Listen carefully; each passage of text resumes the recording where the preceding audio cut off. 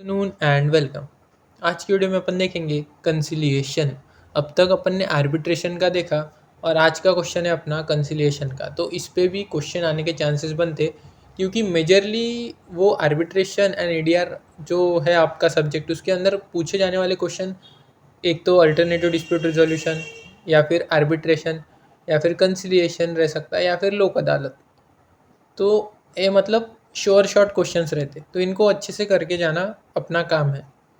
Conciliation is a voluntary, flexible and confidential alternative dispute resolution process where a neutral third party, the conciliator, assists the parties in reaching an amicable settlement। मतलब conciliation एक voluntary है, flexible है and confidential है। मतलब खुद होके decide करती parties conciliation को चूज़ करती, फ्लेक्सिबल रहती, उसमें कुछ स्ट्रिक्ट प्रोसीजर्स वगैरह नहीं रहती कोर्ट जैसी, कॉन्फिडेंशियल रहती मतलब प्राइवेट रहती।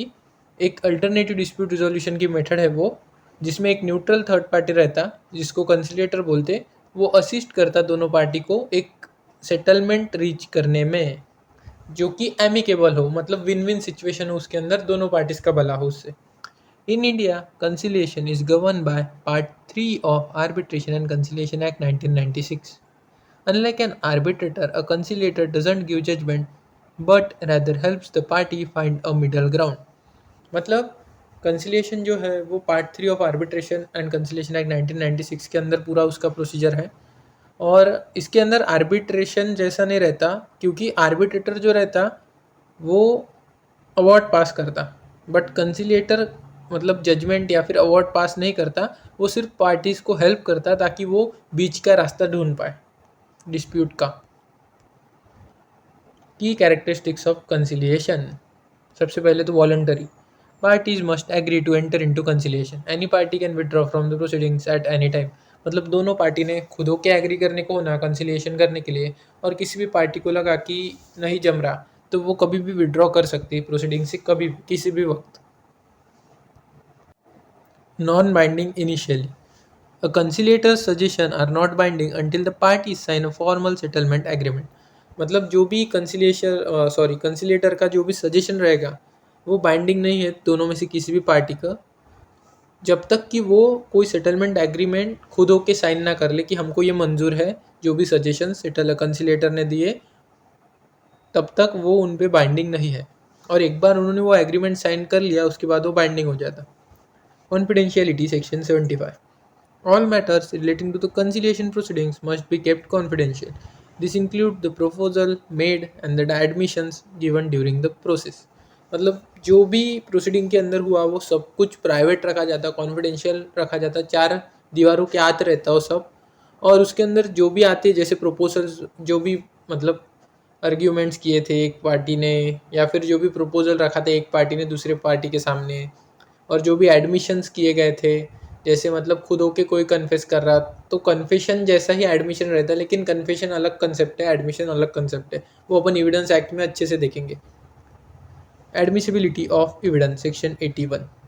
एनीथिंग सेड और any document prepared specifically for conciliation cannot be use as evidence in future court और आर्बिट्रेशन प्रोसीडिंग। मतलब कोई भी बात कही हो किसी ने, या फिर कोई भी डॉक्यूमेंट प्रिपेयर करा गया था सिर्फ कंसिलिएशन की प्रोसीडिंग के लिए, वो बाद में अगर वो डिस्प्यूट कंसिलिएशन से सॉल्व नहीं होता और कोर्ट में गए वो, तो देन कोर्ट के अंदर वो जो भी चीज़ें कही थी या फिर जो भी डॉक्यूमेंट दिखाए थे कंसिलिएशन के दौरान, वो आप एविडेंस के स्वरूप में यूज़ नहीं कर सकते कोर्ट के अंदर और किसी भी आर्बिट्रेशन प्रोसीडिंग के अंदर। वो मतलब उधर ही ख़त्म हो जाता वो सब कुछ जो कंसिलिएशन में हुआ, उधर ही वो कॉन्फिडेंशियल रहता हो, इसलिए वो बाद में यूज़ नहीं करते आता जो भी एविडेंस वगैरह था, या फिर जो भी बातें आपने बोली थी कंसिलिएशन प्रोसीडिंग दौरान। Role of conciliator section 67। The conciliator's role is more proactive than the mediator. मतलब मेडिएशन और कंसिलिएशन दो अलग अलग प्रोसेस है। कंसिलिएटर का रोल ज़्यादा प्रोएक्टिव रहता मीडिएटर से, क्योंकि सबसे पहले वो असिस्टेंस प्रोवाइड करता। They assist the parties in an independent and impartial manner to reach a settlement. मतलब वो पार्टीज़ को असिस्टेंस प्रोवाइड करते ताकि वो इंडिपेंडेंटली और बिना पार्शियलिटी के कोई भी सेटलमेंट एग्रीमेंट तक पहुँच पाए। Principles, they are guided by principles of objectivity, fairness and justice। Giving consideration to rights and obligation of the parties and the usages of the trade. मतलब जो भी कंसिलेटर रहते वो गाइडेड रहते बाय प्रिंसिपल्स ऑफ ऑब्जेक्टिविटी, मतलब जो object है जो भी डिस्प्यूट है उससे ही वो कनेक्टेड रहते, इधर उधर की बातें नहीं करते। वो फेयर रहते, दोनों पार्टी के साथ इम्पार्शियल रहते और उनका मेन काम रहता है कि जस्टिस मिलना। Giving consideration to rights and obligations of the party, मतलब वो मद्देनज़र रखते पार्टीज के अधिकारों को भी और उनकी ड्यूटीज़ को भी। And usages of the trade, मतलब जो भी ट्रेड की यूसेज है उनको भी। Proposals, a conciliator can make proposals और settlement at any stage of the proceeding, मतलब जब भी कंसिलिएटर को लगा कि हाँ अभी ठीक चल रही बातचीत, अभी इनके सामने एक प्रपोजल रखने को पुरता, तो वो कभी भी रख सकता जब भी कंसिलिएटर को लगे। They can even They can even formulate the terms of possible settlement and give them to the parties for their observation। मतलब कंसिलिएटर जो टर्म्स है पॉसिबल सेटलमेंट के वो फॉर्मुलेट कर सकता एंड वो पार्टीज को दे सकता ताकि वो ऑब्जर्वेशन कर सके उसका। Conciliation process, the process is design to be informal and fast track, मतलब वो कोर्ट जैसी फॉर्मल नहीं रहती और वो फास्टली कंप्लीट करने के लिए बनाई जाती प्रोसेस जो भी रहती। तो सबसे पहले कमेंसमेंट, शुरुआत, section 62। The process begins when one party sends written invitation to conciliate to other party, मतलब ये प्रोसेस की शुरुआत तभी हो जाती जब एक पार्टी दूसरी पार्टी को रिटर्न में इन्विटेशन भेजती कंसिलिएशन के लिए। Conciliation starts only when the other party accept the invitation in writing, मतलब वो दूसरी पार्टी अगर वो एक्सेप्ट करती है लेटर ऑफ इन्विटेशन जो कि रिटर्न फॉर्मेट में था, देन कंसिलिएशन चालू हो जाता। If they reject it there is no conciliation, मतलब अगर दूसरे पार्टी ने मना ही कर दिया कि हमको कंसिलिएशन करना ही नहीं, देन कंसिलिएशन नहीं होता। सबमिशन ऑफ स्टेटमेंट, इसलिए दोनों पार्टी का म्यूचुअली वॉलंटरीनेस होना कि दोनों खुद होके चाहे कि हमको कंसिलिएशन के थ्रू डिस्प्यूट को सॉल्व करना है। Submission of statement, section 55. The conciliator may request each party to submit a brief written statement describing the general nature of dispute and the points at issue। मतलब कंसिलेटर फिर request करेंगे कि दोनों party आप अपने अपने ब्रीफ जो भी स्टेटमेंट है जिसके अंदर नेचर ऑफ डिस्प्यूट और जो भी पॉइंट्स है इशू के वो लिख के दो ऐसा रिटर्न में। Conduct of proceedings, section 67 and 69. The conciliator may invite the parties to meet in person or communicate with them orally or in writing। मतलब कंसिलिएटर पे डिपेंड करता है, वो या तो पार्टी को ऑफलाइन बोला सकता कि हाँ मतलब आमने सामने मिलते कम्युनिकेट करने के लिए, ओरली भी कर सकता है या राइटिंग में भी कर सकता है। They may meet the parties together और सेपरेटली, उसको कॉकस बोलते। मतलब बहुत बार क्या रहता कि दोनों पार्टी आमने सामने बैठने को तैयार नहीं रहती लेकिन उनको कंसिलिएशन करना पड़ता, मतलब करना है उनको लेकिन वो एक दूसरे का चेहरा देखने के लिए तैयार नहीं रहती। तो कंसिलेटर क्या करता, एक दिन एक पार्टी को बुलाता उनका सुन लेता, दूसरे दिन दूसरे पार्टी को बुलाता उनका पूरा सुन लेता, फिर तीसरे दिन दोनों को साथ में बैठाता, क्योंकि अभी वो कंसिलेटर के सामने जब अकेले रहेंगे तो वो खुल के बताएंगे, लेकिन अगर दूसरी पार्टी उनके सामने रहती तो वो खुल के उतना नहीं बता पाएंगे। तो इसीलिए कंसिलेटर पे डिपेंड है कि वो कैसे कंडक्ट करना चाहता हो पूरी प्रोसीडिंग को, या तो टुगेदर बुला सके या तो सेपरेटली भी बुला सकता उनको, या तो आमने सामने भी मिल सकता या ओरली कम्युनिकेट कर सकता है या राइटिंग में भी कम्युनिकेट कर सकता। Settlement agreement, section 73। If it appears that there are elements of settlement, the conciliator formulates the terms and submits them to the parties. मतलब ऐसा लगा कि कुछ एलिमेंट है और सेटलमेंट हो सकता पॉसिबल है, तो कंसिलिएटर वो सब एक फॉर्मुलेट करके देता जो भी टर्म्स है एंड वो सबमिट करता पार्टीज़ को। देन पार्टी को अगर वो सही लगा तो वो एग्रीमेंट पे साइन करते और वो फाइनल एंड बाइंडिंग बन जाता फिर। Legal status of settlement, section 74। The most important feature of conciliation under Indian law is the status of signed settlement. A settlement agreement signed by the parties has the same status and effect as an arbitral award on agreed terms। मतलब एक बार दोनों party वो settlement agreement पे राज़ी हो जाए और उन्होंने साइन कर दिया उसके ऊपर, देन वो सेटलमेंट एग्रीमेंट जिस पे दोनों पार्टीज़ की साइन है उसको सेम दर्जा दिया जाता है एंड वो सेम इफेक्ट में आता as an arbitral award. But कुछ एग्रीड टर्म्स पे रहता वो। This means it is enforceable in court just like the degree of civil code without needing a separate lawsuit. मतलब वो एक बार आर्बिट्रल अवार्ड जैसा उसको दर्जा मिलने के बाद आर्बिट्रल अवार्ड को इन्फोर्स करने के लिए अपन ने देखा कि आर्बिट्रल अवार्ड को भी सिविल कोर्ट की डिग्री समझा जाता है। उसी प्रकार फिर कंसिलिएशन को भी जो सेटलमेंट एग्रीमेंट हुआ कंसिलिएशन के बाद उसको भी सिविल कोर्ट की डिग्री जैसा इन्फोर्स किया जाएगा और उसके लिए कोई सेपरेट लॉसूट दाखिल करने की ज़रूरत नहीं पड़ेगी। Difference between conciliation and mediation, तो इस पर भी एक क्वेश्चन आ सकता, लेकिन अपन इसके अंदर ही कवर कर रहे हैं। While often use interchangeably there are technical differences in the Indian context.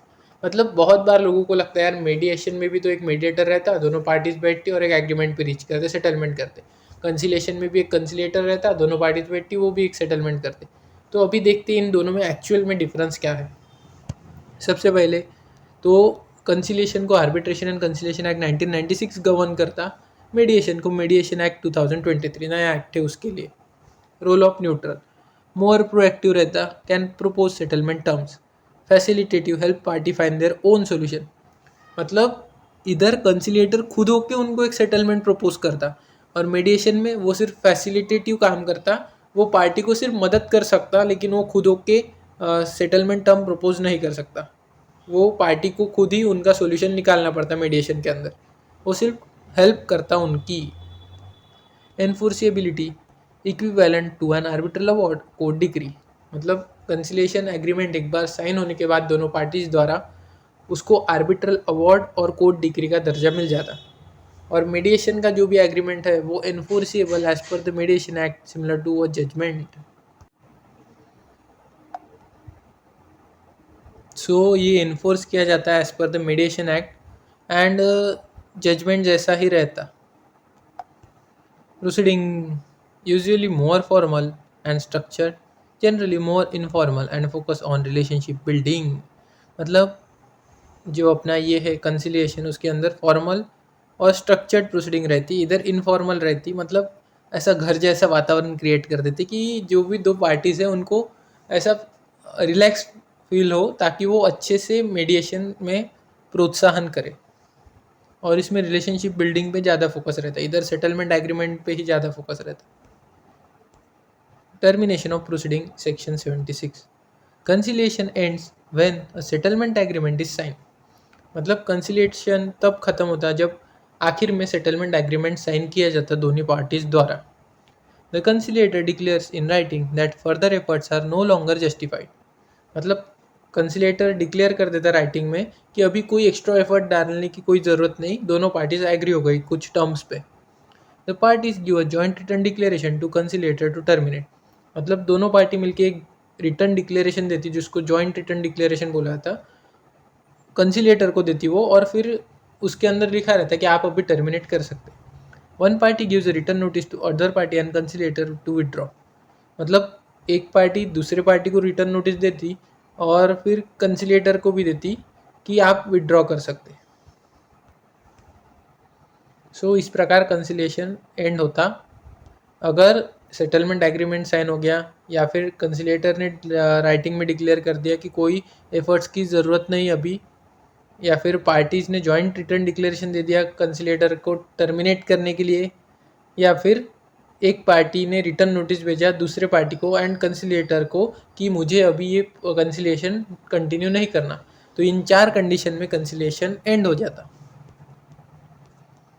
तो इधर अपना एक कंसिलिएशन का पूरा क्वेश्चन एंड होता है। तो मैं एक बार ओवरलुक करता क्विकली, फिर आपको समझ में आएगा। सबसे पहले अगर कंसिलिएशन आया तो लिखना कि कंसिलिएशन की ये डेफिनेशन, ये पूरी ये लिख लेना। उसके बाद पार्ट 3 के अंदर है ये लिखना। देन ये जजमेंट नहीं देता, ये मिडल ग्राउंड निकालता। देन की कैरेक्टरिस्टिक्स, सबसे पहले voluntary, non binding, confidentiality, admissibility of evidence. Then role of conciliator, assistance देता, principles and proposals. Then conciliation process, सबसे पहले commencement, submission of statement, conduct of proceeding, settlement agreement. Legal status क्या रहता, उसको same status मिलता arbitral award जैसा but कुछ agreed terms के ऊपर, और उसको फिर एक बार आर्बिट्रल अवार्ड का दर्जा मिल गया मतलब ही उसको सिविल कोर्ट की डिग्री का भी दर्जा मिल जाता सेटलमेंट एग्रीमेंट को। देन डिफरेंसेस देखे अपन ने कंसिलिएशन मीडिएशन के, एंड आखिर में टर्मिनेशन ऑफ प्रोसीडिंग देखा। उसके अंदर अगर एक बार सेटलमेंट एग्रीमेंट साइन हो जाए देन कंसिलिएशन खत्म होता, या फिर कंसिलिएटर राइटिंग में डिक्लेयर कर दे कि कोई एफर्ट्स लगाने की ज़रूरत नहीं अभी, तो फिर वो कंसिलिएशन एंड हो जाता। अगर पार्टी जॉइंट रिटर्न डिक्लेरेशन दे जिससे वो कंसिलिएटर को टर्मिनेट करना चाहे देन कंसिलिएशन एंड हो जाता, या एक पार्टी दूसरे पार्टी एंड कंसिलिएटर को भेजे कि मुझे अभी कंसिलिएशन कंटिन्यू नहीं करना, तब भी कंसिलिएशन एंड हो जाता। So thanks for watching the video.